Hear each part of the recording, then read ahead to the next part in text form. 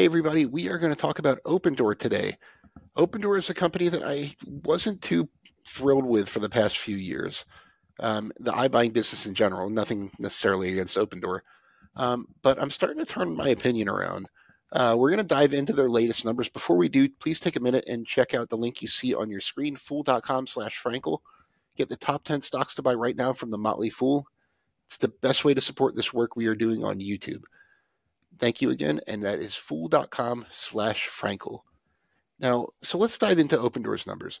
Opendoor, if you're not too familiar with the company, they're an iBuyer, which essentially means they buy homes directly from sellers and sell them directly to buyers. They do some cosmetic repairs in the meantime and aim to profit from the spread there. They also collect a fee when they buy somebody's house, kind of like a real estate commission. They do a few other things, but that's the core business. They offer some adjacent services to buyers and sellers, but at the core, that's what they do. So let me share their most recent, a couple shots from their most recent earnings, and we'll talk about them real quick, and then I'll kind of tell you why I'm changing my mind a little bit on Opendoor right now. There's a lot of fluid things going on in the real estate market, which is kind of helping my thesis a little bit. So let's look at this. Let me zoom in so everyone can see this. So in the first quarter, revenue declined rapidly year over year, but don't think that that's a big deal.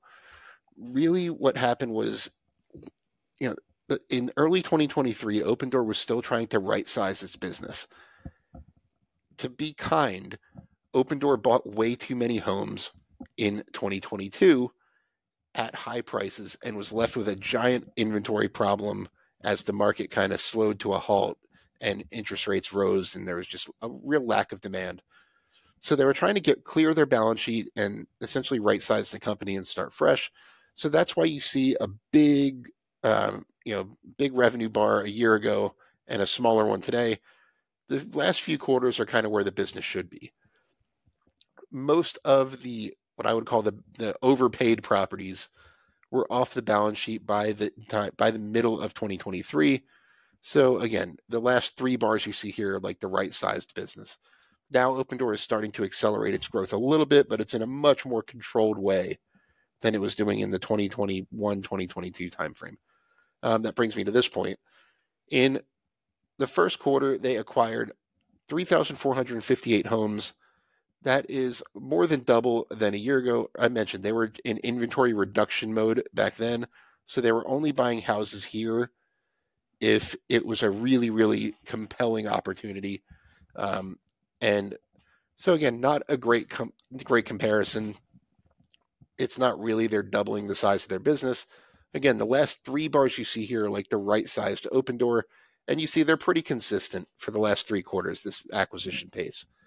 Opendoor now has 5,700 or so homes in inventory, and another like 2,611 were under contract at the end of the fourth quarter, or at the end of the first quarter. There you go. So you can see they're ramping up their business again. That's what this chart is right here. Going from that low bar, these are homes under contract at the end of the quarter. Not all of these will close. Real estate transactions fall through for a variety of reasons. But this is nice to see. They're comfortable to ramp up the business a little bit. And the reason they're comfortable is because the economics are definitely trending in the right direction. So in the quarter, Opendoor, and let me stop my share real quick so you can just see me talking. Opendoor produced a 9.7% gross margin and a 4.8% contribution margin.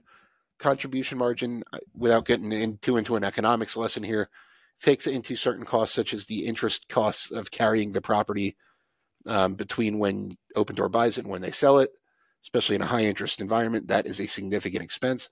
So they ran a 4.8% contribution margin. That's less than the 5 to 7% range that they want to hit long term. But it was better than even the high range of their guidance, which called for 3.8 to 4.5%. So profit margin was better than expected. On an adjusted EBITDA basis, Opendoor lost $50 million, which sounds bad, until you realize that their guidance was calling for a loss of $70 to $80 million. So they're losing less, which I don't want to say that makes me want to just throw my money into the ring. On a net basis, they were actually down, or they lost a little over 100 million for the quarter. They have $1 billion of cash and equivalents, so they have a lot of runway to figure it out, especially if metrics keep trending in the right direction. For the second quarter, which they issued second quarter guidance that I will put up, if you just bear with me for a second, their second quarter guidance actually looks really good. They are calling for $1.4 to $1.5 billion of revenue. That would be an acceleration from the $1.2 billion in revenue that they produced in the first quarter. And they're expecting an adjusted EBITDA loss of $25 to $35 million. Remember, I just mentioned that in the past quarter, their adjusted EBITDA loss was $50 million, and they're expecting a contribution margin in the 5.4 to 5.7% range, which is well within their 5 to 7% long-term target range. Now, if they can move that closer to 6%, it should be break even on an adjusted EBITDA basis. They're not that far from break even. Again, that's a pretty small negative adjusted EBITDA margin. So if that contribution margin keeps heading in the right direction like it has been, we'll definitely see profitability come pretty quickly. The question is, can they keep it profitable? They've been profitable before, during the boom days, but we'll see if they can keep it that way. And they expect to acquire about 4,500 homes in the second quarter. Again, that's compared to roughly 3,500 in the first quarter, so that would be a nice acceleration as well. And one kind of X factor in all of this is the National Association of Realtors settlement that I've covered in several other videos about real estate companies. If you're not familiar, I'll give you the quick version. A group of a consumer group sued the National Association of Realtors and some of the biggest real estate brokers in the U.S., essentially alleging price fixing, saying that it's unfair that the seller has to pay the buyer's agent as a condition of listing on the MLS, the multiple listing service where all homes are pretty much listed. That's been a condition for years, and they say that's unfair because then the seller doesn't have to pay the agent themselves. The buyer doesn't have to pay the agent themselves. If they did, buyers wouldn't hire agents or they would pay them less, which is absolutely probably the case.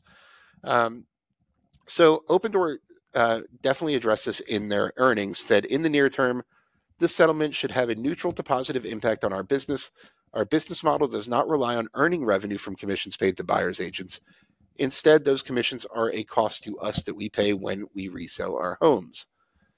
So, in a nutshell, there are good and bad things. They just mentioned a positive factor there, which I absolutely agree with, that when Opendoor lists a property and a buyer's agent brings their buyer in and they buy Opendoor's property, Opendoor pays the buyer a commission.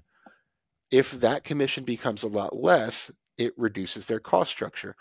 But on the other hand, this would also likely create fee pressure, meaning that right now, if you sell your house to Opendoor, you're paying a 5 to 7% transaction cost, similar to the 6% standard real estate commission that you would pay if you sold through an agent. If the standard agent commission gets lower, buyers are going to expect, or people who sell their homes to Opendoor are going to expect some of that savings to flow through to them. So it could also create fee pressure on them. But having said that, I do think the big effect that a lot of people are missing from this settlement is you'll see a lot more frequent real estate transactions. Right now, that big 6% commission, which when you combine it with closing costs and seller concessions and all this stuff, it'll cost you 8 to 9% on average of your home's price to sell it, based on today's real estate structure. So a lot of people, it's not worth moving for a few years until you've paid down your mortgage a certain amount, and the amount you would get from your home is enough to offset the cost that you paid to buy it, or to sell your last home. And it's point being that as real estate transaction commissions come down, it will make more sense for people to, economically, it will make more sense for people to move and transact more often. So I think you're going to see, just in general, economic factors aside, real estate transaction volumes kind of permanently increase when this goes into effect in June. It won't happen right away, but as people learn how to navigate the market without a buyer's agent, People learn how to kind of negotiate commissions, how to find the best deal. I think it's going to be a good thing, and higher real estate transaction volume in general is a good thing for a company like Opendoor. It wasn't great when the market was kind of, going nuts in 2021, but in a normal situation, a more active real estate market is good, and I think that the settlement will definitely help with that. So, I agree with Opendoor's assessment that this will be a mild positive for the company. But generally speaking, the companies are, they're executing very well. Profits are heading in the right direction. I may hold off a little bit before I decide to buy shares, but I'm definitely heading in that direction. If they can achieve, I'm not a big fan of adjusted EBITDA as a metric. I much prefer positive net income. But if they can achieve positive adjusted EBITDA in the next few quarters, it would make me a whole lot more of a believer that this model could work even in a kind of crummy real estate market. So I'd love to hear what you think. Should I become a buyer of Opendoor? Should I not? What are your thoughts on the company? I'll do my best to address every comment and question individually, and I will see you next time. I want to thank The Motley Fool for sponsoring this video. The Motley Fool is a company that provides investing insight and stock recommendations for investors of all skill sets and risk levels. You all know how much I love researching new stocks and trying to find the next best investment, so I'm proud to partner with The Motley Fool to bring you 10 stock picks from their popular product, Stock Advisor. Stock Advisor has beaten the market by more than 4 times, so go to fool.com/Frankel to get your 10 stock picks now. The Motley Fool Stock Advisor returns are 650% as of April 16th, 2024, and are measured against the S&P 500 returns of 148% as of April 16th, 2024.